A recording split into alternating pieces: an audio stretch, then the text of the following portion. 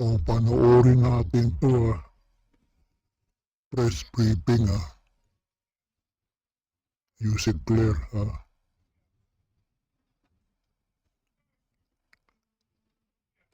Rinaje, May 7. Good morning, Yusek Claire. Vice President Sara Duterte has declared her intention to run for president in the 2028 elections. What does the palace have to say about this? Good luck.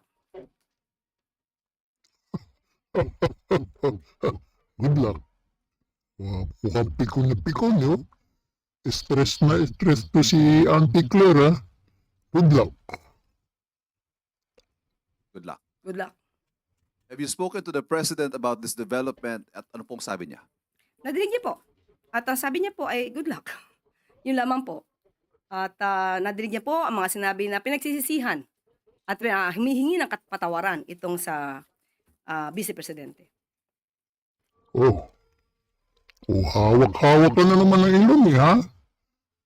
Mukhang stress ka na naman mahawak ka ng ilong. May kaibigan ako Tinatanong ko kung bakit hawak-hawak ng ilong. Sabi niya nagpupulburon daw siya. Nagtatanong lang Yusek Claire. Baka sakali lang nagtatanong. Alam mo na, pulburon, kasi panay kamot ng ilong mo. Ulitin nga natin.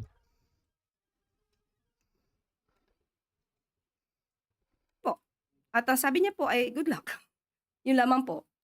At nadinig niya po ang mga sinabi na pinagsisisihan at humihingi ng patawaran itong sa Vice Presidente. Kita mo? Nakita nyo? Hawak na naman sa ilong, yo. Anak ng tukwa. Ano kaya nasingot nito? At yun nga po, may mga bahagi nga yung kanyang pahayag that the palace might want to respond to. Unang-una, if I may quote, sa unang mga buwan ng aming mga termino, nakita ko na ang kawalan ng katapatan ni Bongbong Marcos Jr. sa mga pangako binitiwan ng kampanya. At kasunod po nito, humingi siya ng patawad kung tinulungan daw niyang mahalal si BBM bilang Pangulo. Okay, isa-isahin natin. Mas maganda po yan. Humingi siya ng kapatawaran dahil tinulungan niya sa pangangampanya. Tandaan po natin, ang taong bayan ang naghalal kay Pangulong Marcos Jr. Kung ano man po ang natulong niya, pareho naman po sila nagtulungan dahil ito ay unity team. Kaya wag niya pong suluhin ang credit kung nanalo man ang Pangulo. At Kupal ka, hindi naman niya sinasabing suluhin. Ikaw talaga, Ayop ka talaga, kupal ka, suluhin. Hindi naman sinabing suluhin Ikaw na naman nagsabi niyan kita ngayon ng Pangulo at rather ng mga kababayan natin kung sino ba nagtatrabaho. Isang working president. Anak ka ng kupal. Isang working president? Ano bang pinagagawa? Lagi mo naman sinasabi. Laging nagtatrabaho. Baka ibang trabaho ginagawa niyan, sabi ng ating adik sa cocaine si Bangag Baka ibang trabaho Puro sinasabi mong nagtatrabaho, may butas na nga yung ano niya, sikmura niya, may bag sa gilid. Anak ka ng kupal ka talaga. Lagi mo na sinasabi nagtatrabaho, wala naman kami nakikita. Kupal ka talaga. Compared sa Vice Presidente. Isa pa ho, again, if I may quote, di ko kinaya maging bahagi ng 2025 budget na tadtad ng katiwalian. Pinili kong umalis sa gabinete kahit alam ko na since 2023 ang magiging kapalit ang aking impeachment. Pinag-uusapan po ba ang korupsyon, ang katiwalian? Ang tanong, impeachment, hindi corruption. Kupal ka talaga ba? Diyan ka na naman Kupal ka. Ang tanong, impeachment, napunta sa korupsyon at katiwalian. Ayop ka talagang sumagot, kupal ka. Siguro po dapat mauna muna na ihingi niya ng tawad kung ano man ang mga issue ng korupsyon at katawili. Ang tanong, impeachment. Ang tanong impeachment, hindi corruption. Tama. Can I hit this? Tensya. Can I hit this? What plus? Tama. Battery? Can I hit this with this one? No. Tensya, It's hindi siya. broken. Broken? Okay, tensya. Okay. Later, I will talk to you. Katiwalian at di umanong paglulustay ng confidential funds ng kanyang dalawang Ang tanong, impeachment. Andiyan ka na naman sa confidential pa na naman eh. Anak kang lumalayo naman eh.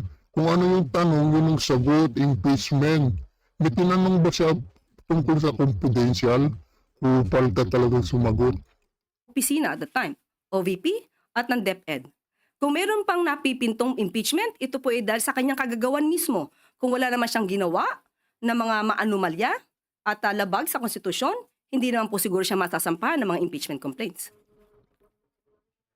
Sunod na tanong mula kay Ivy Reyes, Bilyonaryo. Follow-up lang po, Yusek. Makabayan Block said that the premature presidential bid of the vice president is a move to shield herself from the impeachment. Does the palace share this sentiment, or what can you say? Ayan puro English na naman ang banat nito. Ito, mahilig mag-English tong reporter nito eh.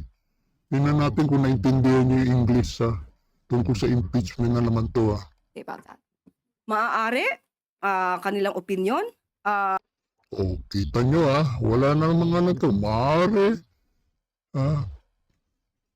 Pinag-aaralan. Di ko alam. Pinagmimitingan. Upal ka talaga.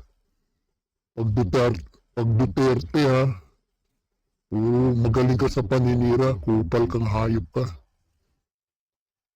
pero dapat tandaan po natin, balikan po natin dahil sasabi niya para ma-shield siya sa mga impeachment complaints. Hindi po basta-basta ito dapat mahadlangan ng anumang pagreklamo laban sa kanya. Sinabi niya kanina na hiningi niya ng tawad dahil nalulunod tayo sa baha. Pero tandaan po natin, ilan po bang flood control projects merong itinatag? Di umano ang kanyang ama. Kita mo naman itong kupal na Yusek Lar, impeachment, blood control lang inaano niya. Kupal talaga to. Nasa hig na si Tatay Digong, ganyan ka pa, hayop ka, kupal ka talaga. Mukhang stress yung pagmumukha mo eh. Hayop ka. Blood control, i-impeachment ang pinag-uusapan. Kupal ka talaga. 13,917 na flood control projects na mukhang hindi naramdaman. Dahil kung meron 13,917 flood control projects, dapat naramdaman natin at medyo humupa ang pagbaha sa Pilipinas. Huwag niya rin pong kalimutan. Ito, aking pong kinuha ng mga report. 2016, meron pong local lane na bagyo na Nina na nagdulot din ng pagbaha. 2017, Orduha. 2018, Ompong. Nagkaroon ng massive landslide sa Benguet. Tensya.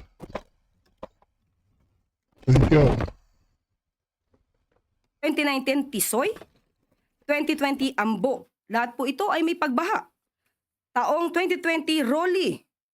Ito po ang strongest landfalling typhoon ng 2020. Nandyan din po ang Ulysses, Odette at Agaton. So, hindi po pwedeng magmalinis na wala nangyaring pagbabaha sa panahon ng kanyang ama. At Ang tanong, impeachment Tapos, blood control yung binabandera niyang kupal talaga itong hayop nito. Kupal talaga. Dapat kung anong tanong, yun ang sagot. Baha. Sino ba yung mas grabe ang baha? Hayop ka, kupal ka talaga, Yusek Lar. Hindi mo ba yun nakita? Pumunta pa nga yung bangag mong amo. Pumunta ba yung bangag mong amo sa blood control? Ghost, halos umiiyak pa yung bangag mong amo, adik sa cocaine. Ghost yung project. Hanggang ngayon, wala pang nakakasuhan. Kupal ka talaga. Lumagpas na yung Pasko, New Year, Chinese New Year, Valentine, wala pang nakakasuhan na congressman na kontraktor. Anak kong kupal talaga kayo. Si Tambaluslos. Si Charis, Charis Sambro, Marcos. Bilyon-bilyon ng alokabol, sabi ni Cabral. Kupal ka, Yusek Clar. Clear ka, hayop ka. Flood control, mas grabe yung flood control ba eh? Diba, ghost pa. Hayop kang kupal ka magsalita.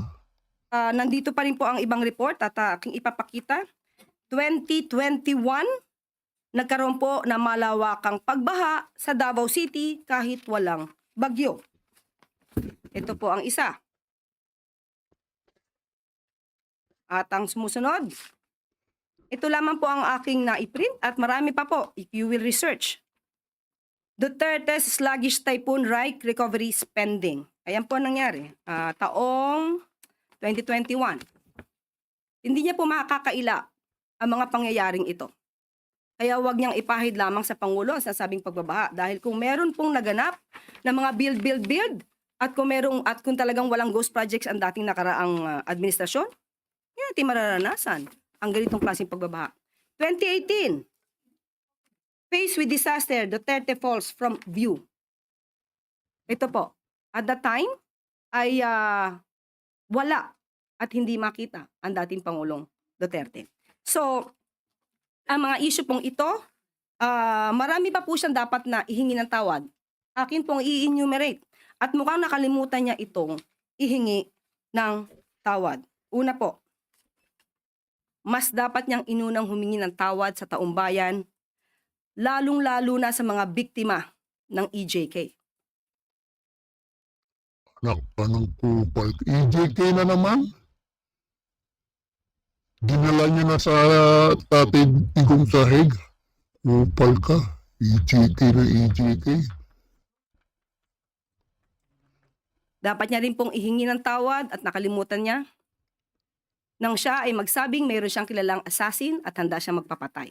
At ang assassin na to ay nag-agree or sumang-ayon sa kanyang plano. Dapat ihingi niya rin ng tawad ang mga fake news na Fake news. Diba ikaw yun? Peddler? Fake news ka, kupal ka, araw-araw ka, sinungaling kang hayop ka? Sino bang fake news? Kupal ka.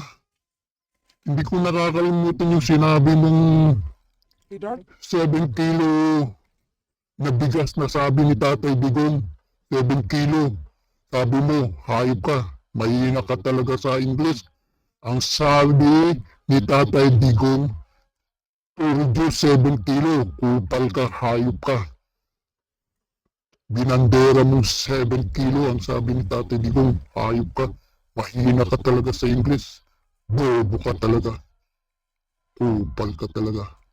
Puro ka daldal. Pinagtatanggol mo yung bangag mong among adik sa cocaine. Hanggang ngayon. Hindi ko mali. Lagi kong babanggitin yung flood control. Hindi ko kakalimutan yung hanggang wala pang nakukulong. Hayop kayo.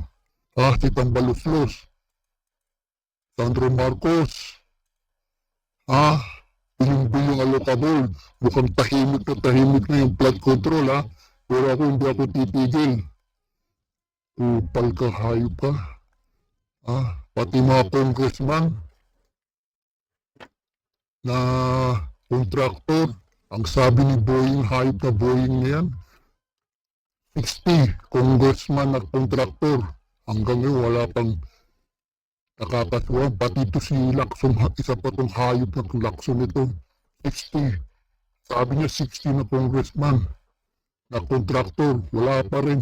Yung hearing, muro talaga. Kupal talaga kayo. bandera niya sa taong bayan.